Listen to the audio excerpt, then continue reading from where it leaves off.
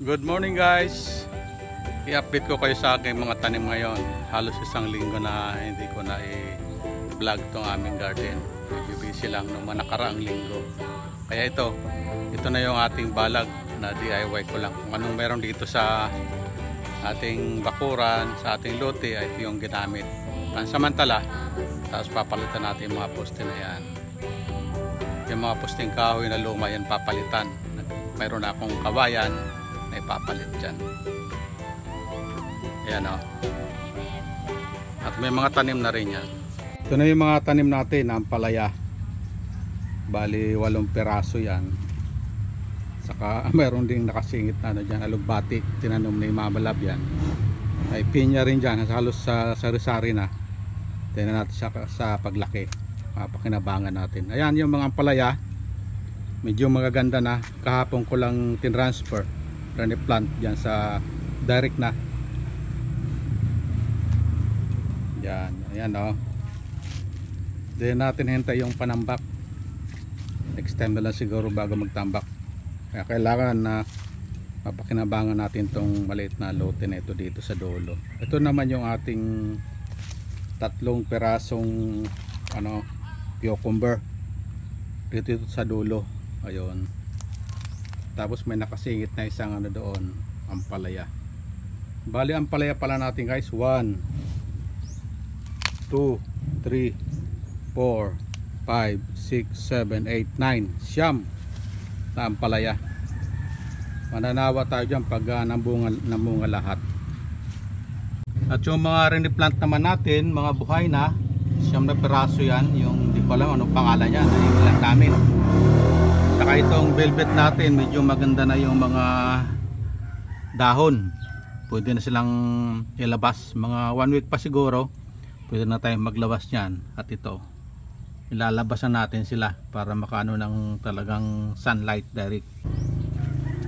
Ito naman guys yung mga halaman dito sa loob na tinanim namin. Patuloy pa rin gumaganda. Patuloy pa rin tayo nagbibigay ng kanilang fertilizer, yung ating organic fertilizer. Ito yung bago na naman na ilalagay ko. Ayan. Punong-puno na yung dalawa na yan container. Magbabawas tayo, maglalagay para hindi mapuno. Nakikita nyo guys, maganda na yung tubo nila, yung mga dahon. Dahil po sa ating fertilizer, organic fertilizer. Ito naman yung ating nag-iisang monstera. Medyo gumanda dito sa loob.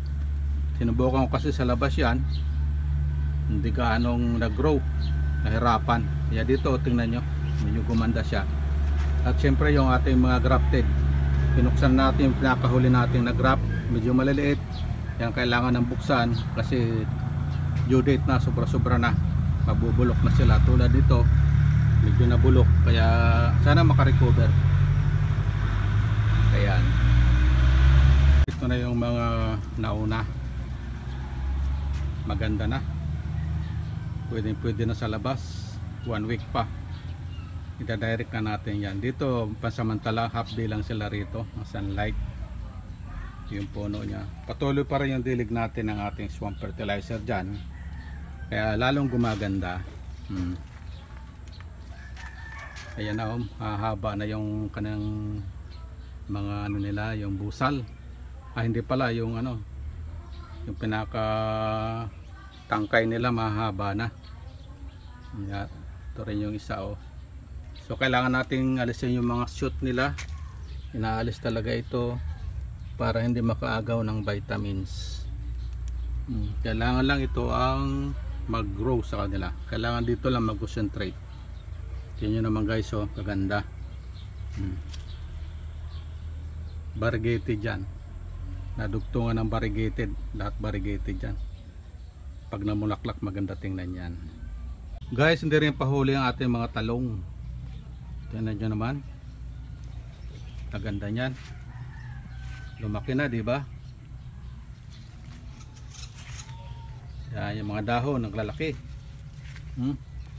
Green na green. Ito nag-ano pa, medyo nagpa-purple siya Gaganda, di ba? Oh, hanggang doon. Yung sili natin medyo mabagal. Yan, napupurot. Hirapan kasi ng ng lamgam. Gagawa tayo ng pang-spray sa lamgam. Yung iba naman naka-recover, lumaban din. Tulad yan. Ito may bulubulaklak na rin. Hindi pa huli yung ating cucumber. Yan guys, so may mga bulaklak na yan, tingnan nyo. Pero hindi ko itutuloy yan. Ipoproning natin na alisin para tumangkad. Ito yung pinaka height nya.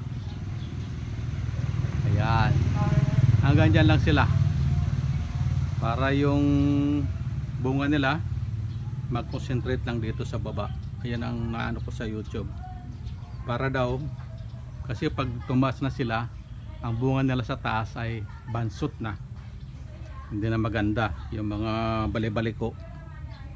Kaya dito na tayo mag-concentrate sa baba. Pinoproning ko na, inaalis yung mga sanga at mga dahon na hindi na kailangan. Ito yung pahabol natin dun sa dulo, hindi ka anong tumaas pa, pero patuloy rin at maganda rin yung tubo nila. Humahabol. Maganda diba guys? Ilang days pa? Ito'y ano pa lamang ito, mga 20 days pa lamang. Kaya yung bulaklak ko, pwede nating alisin muna yan. Huwag nating patuloyin para makapag-concentrate pa. May mga lip liner sila.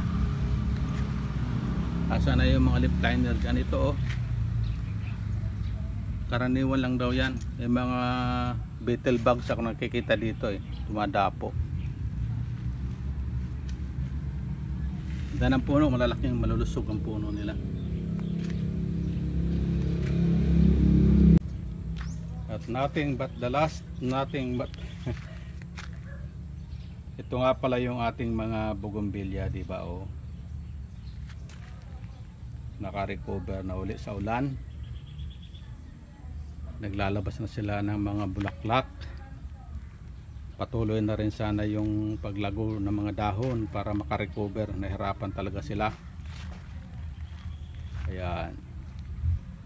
Kung makikita natin na halos mangilan-ilan lang yung walang mga bulaklak. Unti-unti lumalabas na rin. Tulad nito, nahirapan sa tag-ulan. Halos naubos yung dahon. Buti nga yun, nag-shoots ng mga bago. Ito namulaklak na rin. May mga ilan hindi pa namumulaklak. Pero hintayin natin yan. Ito halos hindi pa namumulaklak dito sa ilalim. Ito yung 21 jewel natin na puti, ang ganda. Dito naman sa ating papaya, hindi pa rin humihinog. Wala pa rin ito yung pinakaunang bunga. Halos wala pa rin na mahinog siya Hintayin lang natin. Tsaka yung ating naghihintay na talaga, ang dami ng ugat, naglabasan na yung ating dragon fruit. Kailangan itanim yan. Yung ating sayote, malapit na yung itanim natin. Naghihintay na ako ng tamang lugar kung saan natin ilalagay. Yung mga tanim natin dito naman na mga oregano, maganda na rin. Paparami ako nito para ilagay ko sa mga gilid. Maganda rin kasi yan May isa pa rin papaya dito, medyo pangit yung bunga, pero okay na. May mga higad kasi rito gumagapang-gapang. Ito yung ating halaman doon sa tapat na inalis ko, linagay ko dito, dinirect natin. Tinaw, maganda na rin. Inood pala siya mga dahon. At yung ating kalamansi, napakaraming bulaklak, pero parang halos kalahati lang yung pero okay lang, halos kalahati lang yung kuan na buong bunga. Susunod dyan, mamumulaklak siya. Sana matuloy na lahat. Dalawang ito Kumanda na. Maganda na guys dahil sa fertilizer talaga maasahan. Ito naman yung ating mga okra. Kahapon nag-harvest ako ng okra. Ang lalaki ng bunga. Ayan, mayroon pa oh. Ayun. Ang daming bunga guys. Yan, kalalaki. Tutukan ko. Kahapon ang laki ng bunga nakuha ko eh. Ayun pa. Sana mamunga ng mamunga ito. Kaya lang nahihirapan yung ating rambutan dito oh. Natalo yung ating rambutan. Mahina yung kanyang paglaki. Pero siyang maano dito. Siya talaga ang maghahari dito pag ano ng mga okra niya. Kasi ang lalaki ng okra oh. Ang lalaki ng puno. Kaya nahirapan siya rito. Yung mga kamatis kong tanim dito, medyo gumanda na rin oh. Ayan. Sana patuloy. Yung ating kalamansi medyo mabagal lang. Pero nakaka-recover. May mga bunga na rin siya oh. Yung ating kamatis, okay naman sila dyan.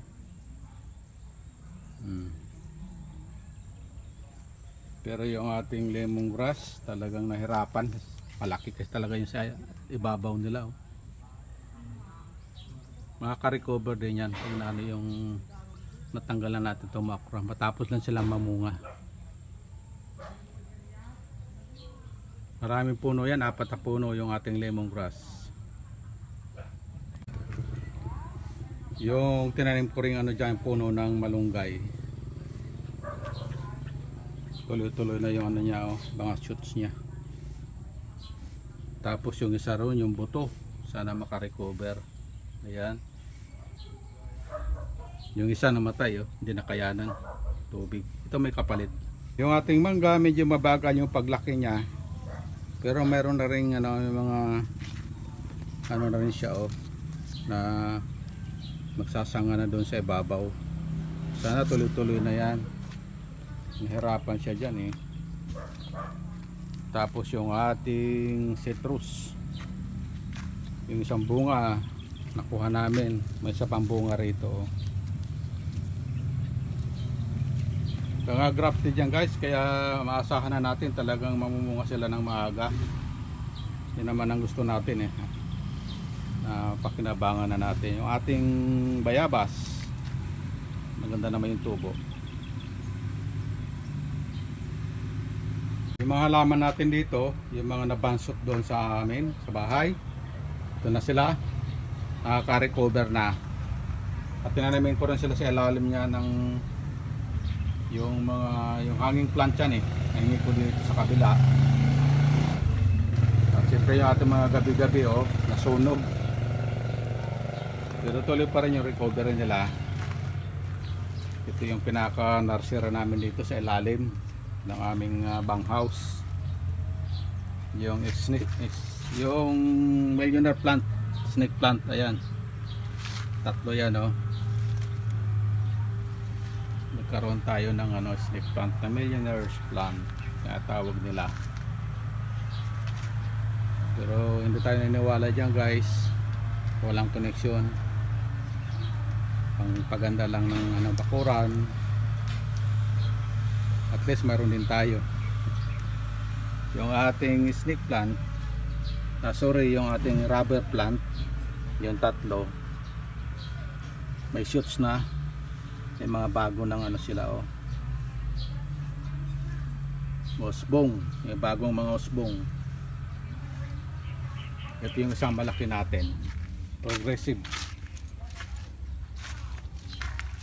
Marami ng ano, suhi, ayan oh, 3. Saka maganda. Ganda yung mga dahon. Nagustuhan niya rito sa lugar na ito.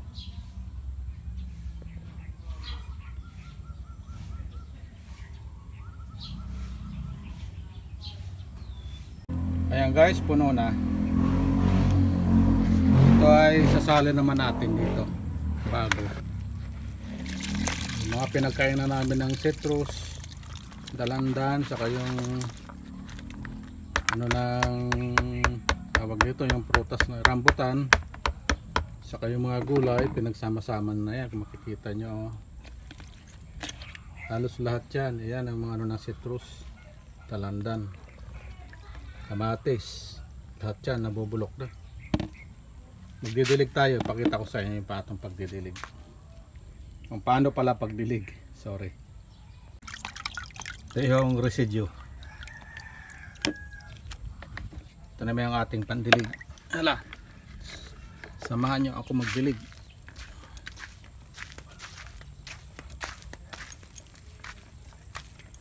Uy, sorry, pa tayo madapa. Yan guys, oh, sa puno lang direkta. Yun, ito yung bagong tanim natin kahapon.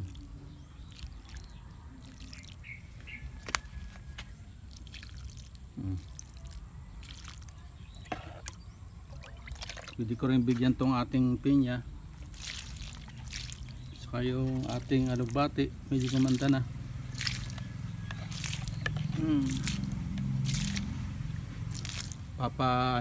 Papagapangin ko rin dito sa ating ano yan, sa ating trellis.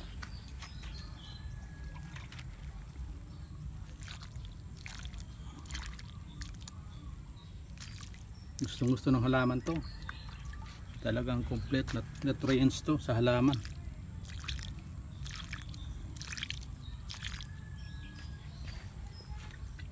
At pinibigyan ko rin yung ating bayabas.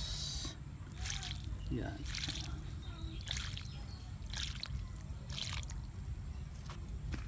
tinadamihan ko lang.